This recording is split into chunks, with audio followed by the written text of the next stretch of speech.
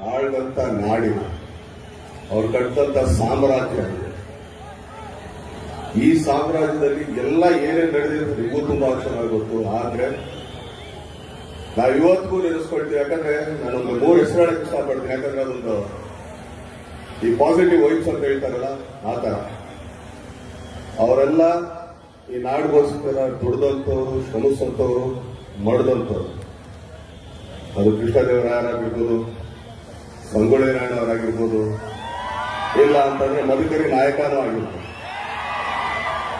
ನಾನು ಯಾವಾಗ್ಲೂ ಆ ಜಾಗಗಳಿಗೆ ಇಲ್ಲ ಅಂತದ್ದು ಸಬ್ಜೆಕ್ಟ್ಗಳನ್ನ ಓದ್ದಾಗ್ಲಿ ಇನ್ನೊಂದಾಗ್ಲಿ ಅವ್ರ ಆತ್ಮ ಎಲ್ಲೂ ಹೋಗಿರಲ್ಲ. ಯಾಕಂದ್ರೆ ಅವ್ರು ತುಂಬಾ ಕಷ್ಟಪಟ್ಟು ಇಷ್ಟಪಟ್ಟು ಈ ರಾಜ್ಯದಲ್ಲಿದ್ದವರು, ಇದನ್ನ ಕಡ್ದವರು, ಬೆಳೆಸೋರು.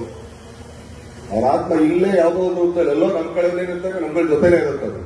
ಯಾಕಂದ್ರೆ ಅವತ್ತೆಲ್ಲ ನಾವು ಮಾಡಿದ್ವಪ್ಪ ಎಲ್ಲ ಹೆಂಗಿದ್ದಾರೆ ಚೆನ್ನಾಗಿದ್ರೆ ಅಂತ. ಅದೇ ತರ ಇವತ್ತು ನೀವುಗಳು ಇಷ್ಟು ಜನ ಸೇರಿದ್ದೀರ, ಅದು ಕೂಡ ಅದರಿಂದಾನೆ, ಆ ಒಂದು ಪ್ರೀತಿಯಿಂದಾನೆ. ಯಾಕಂದ್ರೆ ಪ್ರತಿಯೊಂದು ಊರಲ್ಲೂ ಕೂಡ ಈಗ ಹಂಪಿ ಆಗಿರ್ಬೋದು, ಮೈಸೂರು ಆಗಿರ್ಬೋದು, ಖಂಡಿತ ಒಂದಲ್ಲ ಒಂದು ಈ ತರ ಸಡಗರ ಸಂಭ್ರಮ ನಡೀತಾನೆ ಇರುತ್ತೆ.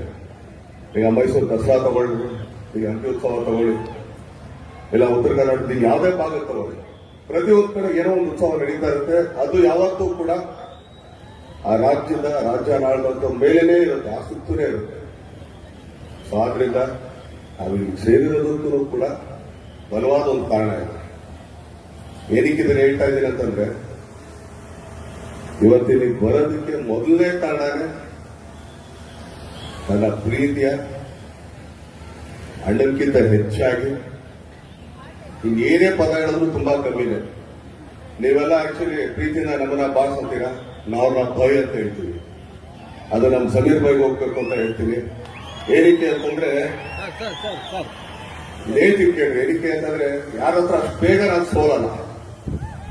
ತುಂಬಾ ಕ್ಯಾಲ್ಕುಲೇಟ್ ಮಾಡ್ತೀನಿ ನಾನು. ಆಕ್ಚುಲಿ ಹೊರಗಡೆ ಬರ್ತಾ ಬೇಡ ಮಾಡಿ ಅಲ್ಲೇ ಇರಿ, ನಾವಿಲ್ಲೇ ಇರ್ತೀವಿ, ಬೇಡ ಯಾಕಂದ್ರೆ ಆಗಲ್ವಲ್ಲ. ಯಾಕಂದ್ರೆ ನಮ್ದು ಏಕವಾರ ದೋಪುಗಳು ಅಲ್ಲೇ ಹೇಳ್ಬಿಟ್ಟು ಅಲ್ಲೇ ಹೋಗ್ಬಿಟ್ಟಿರ್ತೀವಿ. ನಾವು ಯಾರು ಸಿಗ್ತೀರಿ ಮತ್ತು ಈ ಡೋಡಕ್ಕೆ ನಮ್ಗೆ ಬರಲ್ಲ.